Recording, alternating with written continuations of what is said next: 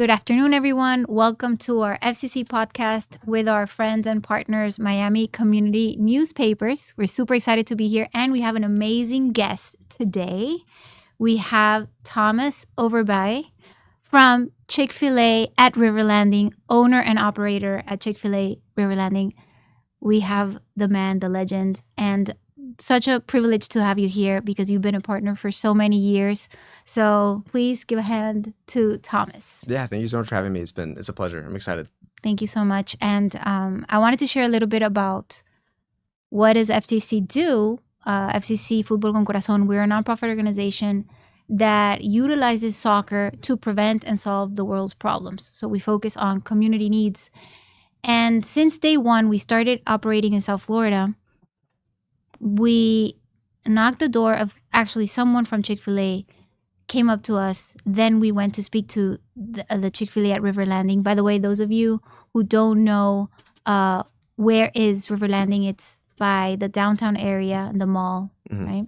And so we went there, and I remember that your team was incredible. And since day one, you and your team have been one of our best supporters for everything that we've done for our corporate soccer tournament. Every year, you guys are there with the cow, with the soccer team, providing food for free to all of our partners, guests, families, and children. So I'm just like eternally grateful and super happy to have you here finally to hear and share your story. Yeah, we love partnering with the organization. Like the more I hear about it and what you're doing in the community, the more it aligns with our values.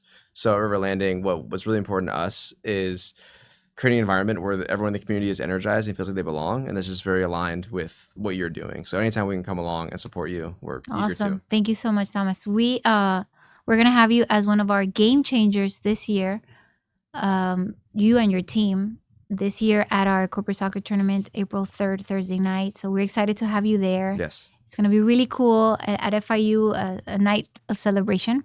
So I wanted to hear about your story on how is it that you tell me about your background. Like, where were you born? Where were you raised? How is that you moved to Miami and start your business? Yeah. So I was born in Miami, and it's very unique. So I feel like if you're born in Miami, it's kind of hard to move other places because it's so unique. Right. And I lived here till I was about 13 years old. And then unfortunately I did move, and I moved to West Palm. And I had no idea what Chick-fil-A was because when I was growing up in Miami, I think the only one was in the Dayland Mall. Yeah, exactly. And I remember distinctly whenever I moved to West Palm, I think Chick-fil-A was giving lunch to the school I was going to. Oh, wow. And Cool school. And they were like, "Oh, Chick-fil-A is here." And I was like, "What do you mean?" And they kept telling me, "Oh, the place that only sells chicken." And I was convinced it was Pollo Tropical, like that was coming to the school because the only fast food restaurant I knew that only sold chicken. Right. So that's kind of when I first learned about what Chick-fil-A was, and it was just my first job as a senior in high school when I was 17 years old. Oh my God. So I started working there, and I fell in love pretty quickly, specifically with the leaders and like my bosses. They really cared about me as a person, cared about where I was at, and I was fortunate enough to work for an operator. His name is Rob Morris, where he had just this long track record of helping develop talent that would go on to own their own franchises. Oh, wow. So that was just the culture I kind of got just dropped into, and getting dropped into a culture like that where every single leader I'm working for either ended up owning their own Chick-fil-A or had plans of owning their own restaurant. It was just very easy to get swept up in it. And the more I learned about the company, the more I worked for the company, the more I really felt that it aligned with my values. So from there, I started going to college out of high school, trying to pursue a business degree. As I was working at Chick-fil-A, and I was also bussing tables. So It took me 7 years to graduate college. And near the back, so I was working in restaurants in West Palm for about 2.5 years. And then from there, I moved to Gainesville because my wife at the time, she was going to the University of Florida. Oh, wow. So I moved up there, finished my AA, and started continuing to working in Chick-fil-A restaurants. And then thankfully, a good friend of mine who actually married my wife, Heather, and I, his name's Ephraim Silva. He owns a store in Pompano, but he opened up a store in Pembroke Pines. Okay. So that's when I moved back to Miami in around, I want to say 2015. Oh, wow. So from, I want to say 2008, 2009 to 2015, I was out of Miami, but then the other years I've been here. Oh my God. But this is crazy because you've been then tied to Chick-fil-A for so many years. Yeah, so many years. Since Yeah. you're 17. Yeah, and I think it's I think it is a really a huge testament to the type of culture they create in the restaurants to want to be, Crazy. Yeah. especially because so much life happens from 17 and I'm 30 now. So much life Oh my happens. God. Crazy. So I moved back to Miami and I was working for Ephraim. And then as I was getting ready to graduate, I felt like I really only had one experience, was working in restaurants, whether it be a more traditional like fine dining restaurant, like bussing tables, or working in a leadership position at a Chick-fil-A restaurant. The part that was the most passionate, like for me, that I loved doing the most was really engaging with the talent in the restaurant and helping develop talent. And I felt through all the franchise Chick-fil-A restaurants and operators I worked for over the years, it was just a consistent pain point. It's very difficult to have a system where that middle management tier feels cared for and they have opportunity to grow.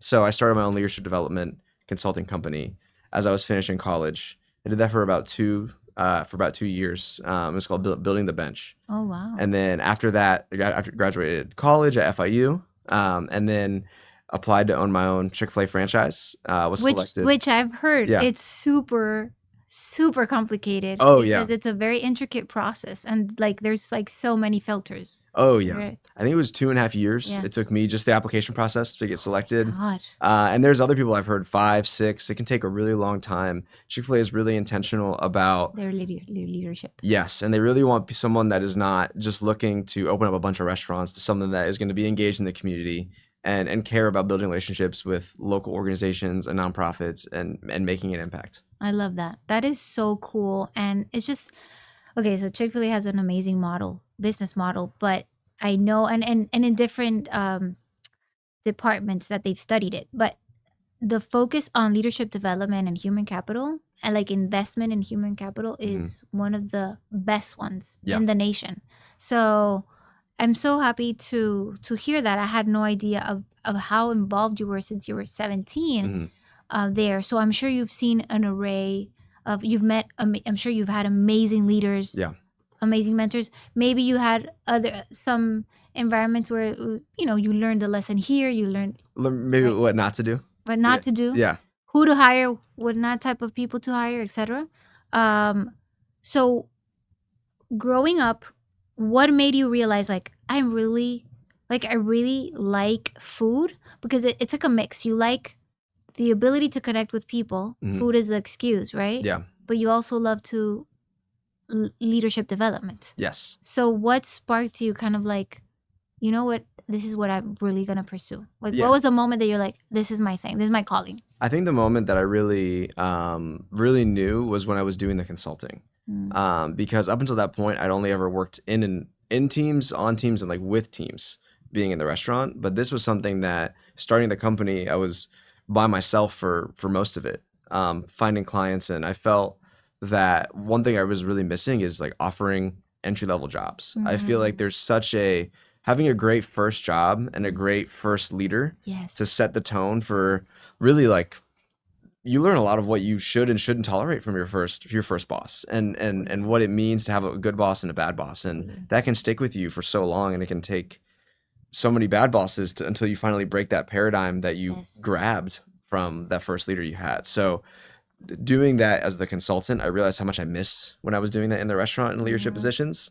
And then also on the customer side, especially where we're at, and part of the reason why I really wanted to open up in downtown Miami is you see people from so many different walks of life in downtown Miami. So it keeps us like on our feet of how can we serve these people well, and how can we show up and meet them where they're at. And also and food's not going anywhere. I don't know how you say fit. If I worked at a restaurant, listen, I would be eating.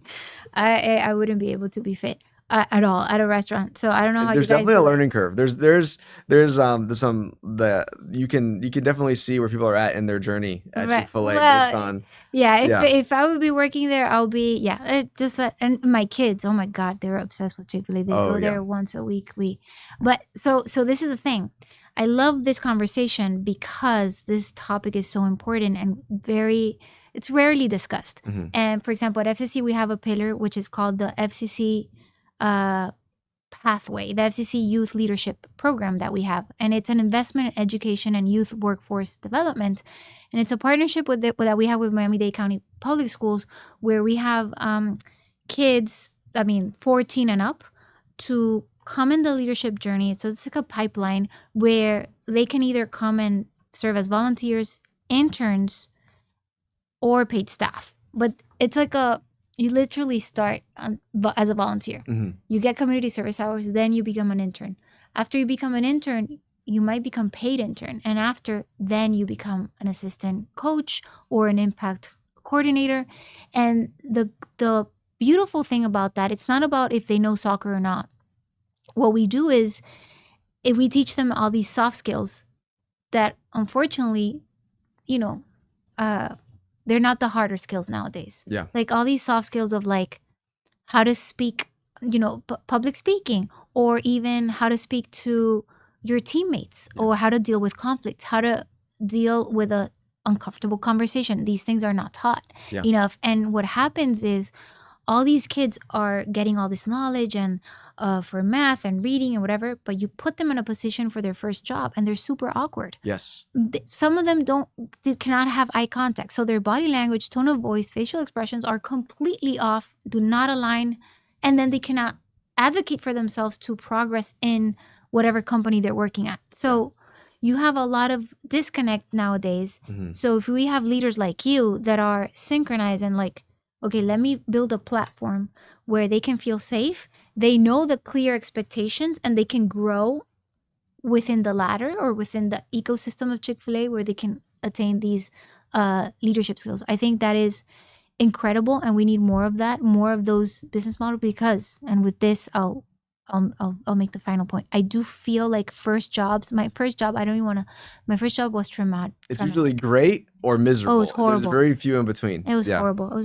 It was horrible because it was like I didn't have the skills for that. It was horrible, and I was like, no, I can't do this. My second job, amazing. Mm-hmm. It was amazing, but I was coached in the second job. The first one I wasn't, and so it made a lot of difference. And I'll say this: a lot of times, your first job, it's kind of like your first relationship. A lot of youth don't know how to navigate because very few people teach how to navigate your relationships at the beginning when you're a young, teenager. The same with the job. There's very few organizations or companies where they're actually investing in youth for this. So I think that what you're doing is incredible. I've witnessed it when I go to visit Chick-fil-A at River Landing.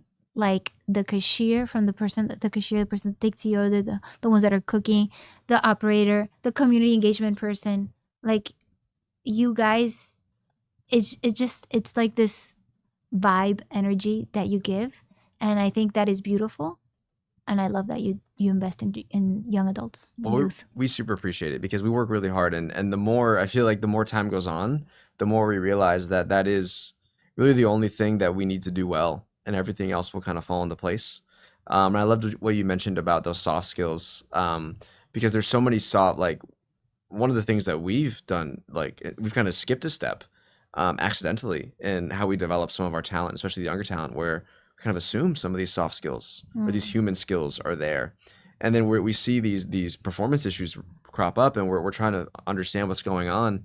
And then we realize that this person is struggling with empathy just in general. And it makes it really hard for them to get feedback, because the way they've only gotten feedback in their life was when it's used as like a mechanism to attack them. Oof. And then their shame comes up, and that's why, yes, exactly. And that's why I loved whenever I heard the FCC story and how a lot of the coaches focus on these things more than the actual soccer, with the students. Yes. So it's just incredible. And that's a lot of what we do. And I resonate with a lot of the stories you've shared, because we see those same students just when they're a little bit older, but sometimes a little bit more set in those ways. Yeah, it can be a little bit harder. So one thing that we started doing recently, that we're still new at it, so we're learning, but the interview feels like it's outdated for us, because so many of the people that we're hiring they really struggle, and there's so much talent we miss because they struggle to interview. So we've restructured it to, as best as we can, mitigate some of those initial upfront costs and kind of defer them and give them kind of a 2 weeks on the job we're going to bring you in and let you see if this is a culture you want to be a part of. And if it is, then we're going to invest the rest of the way. But we're going to give you a true shot at really, because we know how The hard it experience. is. Right. Yeah, it's so hard to advocate for. You're 17 years old in an interview, sitting across from someone in their 30s, asking you about times that you've shared empathy or taking care of a teammate. It can be really hard and intimidating. And Yes. even though those qualities might be present, their ability to articulate them is not there. So we're leaning into that more now than we have in the past. Oh, that's awesome. I love that. Yeah, no, we've had so at every site we have we to instill local talent, we have had coaches that are with us since they're in middle school or in high school. They stayed, now they're in college, and so they now mentor, let's say, the kids from, say, West Miami or Homestead. And so they share the stories of, like, this kid, for example, chronic shyness, will not speak. Great kid, he's smart, but he will not speak because there's some sort of trauma there. And so getting that kid to safety, to live this confirming experience is that he can actually be heard, and that he actually has a leader within him. It's just he has to go through micro exposure and create that safety and bravery at the same time, and the coach is there to support. And then those young leaders, then you see them leading a warm-up session, and you're like, wait, what? You're the same guy The same kid that will not speak, and they're like, okay guys, we're gonna do this. Just the projection of the voice changes, and you're like, what is this? Who's this kid? What happened? And so I think but I think you're like that, you're very intentional, because you started at 17. So you were part of the culture early on, and you know what it feels. Oh yeah. And so I think that's what that's like your unique value proposition is, you've been there, done that. And so that's why you're creating this culture of safety, of like, come as you are, and let's see how flexible you are, and we can shape you, we can elevate you, and you'll learn with us. Yes. So yeah, that's really cool. I love to be able to partner with with cultures like that, because unfortunately we don't see that too much in the workplace. Oh yeah. And it's beautiful. Our founder I always say, more than a philanthropist or community person bringing social change, I think one of his superpowers is how he invests in his leaders, and how he invests in like the ones that are doing the work. So I think that's really cool that to see this in the community at local level. Yeah, we love it. And there's so many, like, it's so rare in fast food. Like, so many Please. You work at a McDonald's, it's just The turnover. work 12 hours a Yeah. day. No one's going to say thank you. You're going to leave, and you're not really building any life skills. You're just getting a paycheck, and that's usually going to be, it's going to get you burnt out, and it's going to leave you really at a massive deficit, and it's really hard to claw out of that. So it's the appreciation of, and the gratefulness I have for those leaders that I started working for that helped Beautiful. me kind of break and just kickstart that virtuous cycle. Beautiful.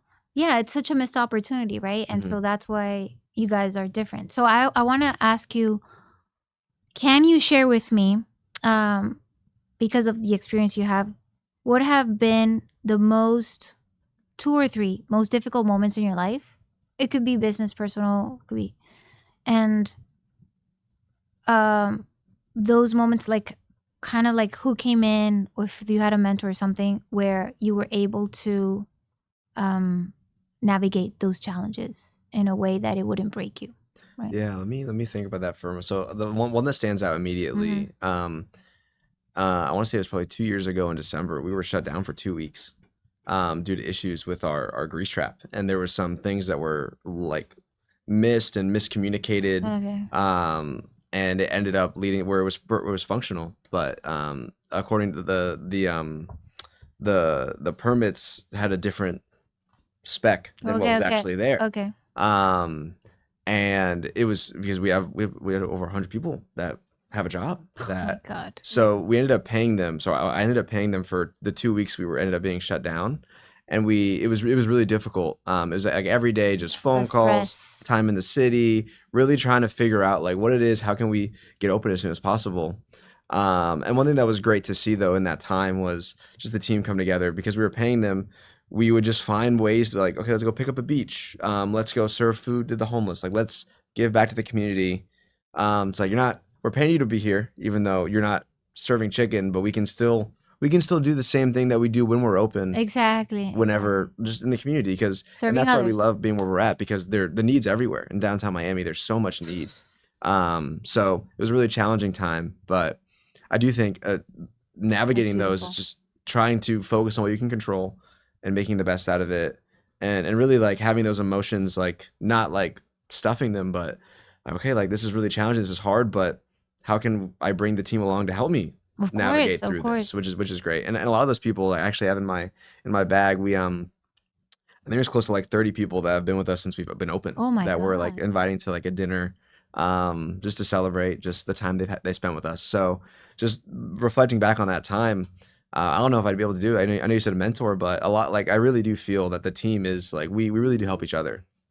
That's beautiful. I Mhm. think that's like teams are everything. I feel like a lot of analogies from soccer can be applied to business. Oh yes, absolutely. You could be a coach and then your team is everything because you have this like emotional co-regulation where if you're in pain, it's not the same to be in pain alone than Hmm. to be in pain like as a team. Yeah, You know, it's a whole different dynamic and experience. So I think what you just mentioned is beautiful because it's not sometimes a mentor yeah. or one individual person helping you navigate, but it's your same team. It's your family. It takes, and the best thing we can do, I think, because a lot we have a lot of young employees that work Mm, for us because we're a fast food company.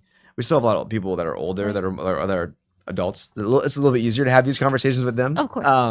But a lot of times it just takes doing it first, just taking the first step of vulnerability, and usually brings out like it's almost shocking how simple it is whenever someone does take that first step, and that comes out almost naturally. And That's I awesome. love that you mentioned like just sports for the analogies. I'm reading a book right now. It's called Impact Players. It's a really, Oh, really good book. nice. And she talks a lot about, the author is Liz Wiseman, and she talks a lot about stepping up and stepping out. Huh. And she references the playmaker role in football, and like where they are always like they're not maybe scoring the goal, but they are always finding the person that's open. They are always keeping an eye on the whole team, Mm, and how those are the individuals that really make a big impact on the team. So trying wow. to explain that, because I think a lot of the people that we hire, it's like I want to be the person like making all the big plays, and it's like a lot of what really good teams do is they support each other. Of course, Mhm. definitely. And yes, a lot of people are like, I want to be the Messi, right? And Yes. it's like, yeah, but it's like Puyol when in Barcelona, he was the steady one. He was the one overseeing, guarding, and making sure that the team. He would keep the team kind of like united and stable. Hmm. And so you always exactly. I think that's a beautiful analogy because in the team you always want to come in and honor each other's skills and talents Hmm. and understand also honor our roles as like what brings what. And as a leader, I'm sure you kind of scan this person is really big on this, Hmm. so they're great. I'm going to put them in this, I'm going to put them or elevate them in this position, and this person is this. And so how we can all complement, right? Oh I yeah. think I think that's beautiful. And then I haven't invited you, but we have we sometimes invite uh speakers or from whatever silo, different department of business, whether they're entrepreneurs or they are into tech or politicians, police officers, to speak to our youth. So you're going to be in the list. I'd love to. Yeah, it's awesome. Uh, so I wanted you, if you had a group of teenagers here, middle school, high school, what would be three um, advices or tips? And this is something that either you came up with personally or that you've learned throughout the years through mentors. What would be three things that you would share with them? Okay. Can I do four? Is that Okay, okay? go ahead. Okay. Okay, please. Only because it's something that we're really leaning into in the restaurant right now, Okay. and it's something that's deeply personal to me, Okay. and it's helping me be a better leader as Okay. well. Okay. Okay. So there are our core values, and the way we say them in the restaurant is we say them as we choose to be, and it's courageous, curious, empathetic, and intentional. And I'll kind of unpack because I feel like they do really build upon each other. Of course. It takes a lot of courage to tell someone how you're feeling about something, or to ask them and be curious, like, hey, what's it like to be on the other side of me? And I feel like so many of I know myself, I struggle with this, and like really everyone in the organization struggles with this, where there's so many other voices and like things that can kind of muddy what's most important of how are you showing up for the people that are most important to you.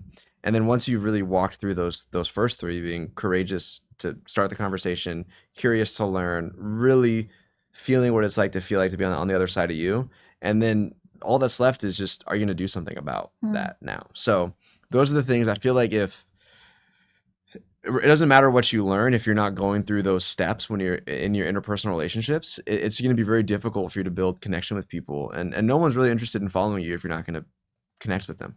I love that. So can you repeat the four? So it's courageous, curious, empathetic, and intentional. So CCEE. That's amazing. And I love that. We say like we choose to be, because I was having a conversation with my director team, like my senior leadership team the other day, as we were really thinking about how we're going to, like, because the corporate jargon can be so, you say it and then you forget it. And we really don't want that to be the case. We've had different iterations of this. So we're just like, how can we say this in a way that is actionable day to day and it feels like it's a part of who we are? Yeah. And we choose to be, because if we were already there, I couldn't work there. There's days I don't show up that way, and I wish I did. So, and trying to have that conversation as well with it, of like, it's not if you're perfect, is are you showing up for this process? I love that. That's really cool. What can we do to support Chick-fil-A River Landing? I would say just like stop by and give us feedback. Like this is important to us. It's important to me. It's difficult, and I'm still learning how to take my passion for this and build a team that is also excited to do it, and excited to make that type of impact in the community, where we are hyper intentional about pursuing a world where everyone is energized and feels like they belong. And the way we plan on doing it is by embodying those values. So come by, give us feedback, experience it for yourself, and let us know. You guys heard it. You have to go to Chick-fil-A River Landing, and it's just so cool. And the people that go there, it's like you see a variety of people. It's my favorite Chick-fil-A. I know there's, I have one that I like, but my favorite one is yours, because it's like, I don't know, it feels like home. Like you get there and it's like, hey, and Giovanna, like everyone there is so, Joey's so nice. So every time we go, we take the picture, and aesthetically is beautiful. Oh, I appreciate that. We work hard to clean nice and clean. Yeah, we work hard. No. It's hard in downtown, but we try our best. No, I know. I'm sure. So, quick question before we go. Mm-hmm. What was the random fact about you? You have to say random fact. Oh, man. Okay, this is a good random fact. I actually was a cheerleader in high school. Yeah, right. I was, yeah. Actually, so I'll tell the story behind it. So I had a buddy of mine. We should have started with this. Yeah. It's great for. We actually did this the other day. We do like 2 truths and a lie for the operator. It's a great one. It's a great trap lie. But I had a buddy in high school who was really big, like self-taught into like parkour, free running. And there's not really a high school sport if you have those skills that you can do except cheerleading. And he asked me, he's like, hey, would you try out for the team with me? I was like, sure. And usually it's pretty easy to make the team, because not a lot of guys try out. But I loved it. I did some of the gymnastics, learned how to do a backflip, which was a ton of fun. God. A lot of the stunts where you're doing the throwing and stuff. Did you ever fall? I wasn't in the air. I was on the ground. So we did a lot of catching, because it is scary. I don't know how they do that. Like getting thrown that high in the air, and it's like, I just met you 2 weeks ago. Thank you. That's okay. I would have never guessed that at all, that you were there. So yeah, I mean, you were a team sports. You were supporting others since you're in high school, because you had to support all these, the athletes. I'm sure it was cool too to meet the cheerleaders. So you were enjoying that. Yeah. Okay. So we're almost done. I'm gonna close this out for please go visit Chick-fil-A at River Landing, and our corporate soccer tournament. Chick-fil-A will be there. We'll be there. You'll see us there. April 3rd. We're super excited. Thank you so much for everything that you do. You're incredible. Yeah, it's I'm my pleasure. super excited to have you as a partner. And I know beautiful and incredible things will come. And we look forward to keep scoring goals together with Chick-fil-A River Landing and your team. Likewise. Thank you so Thank you much. so much.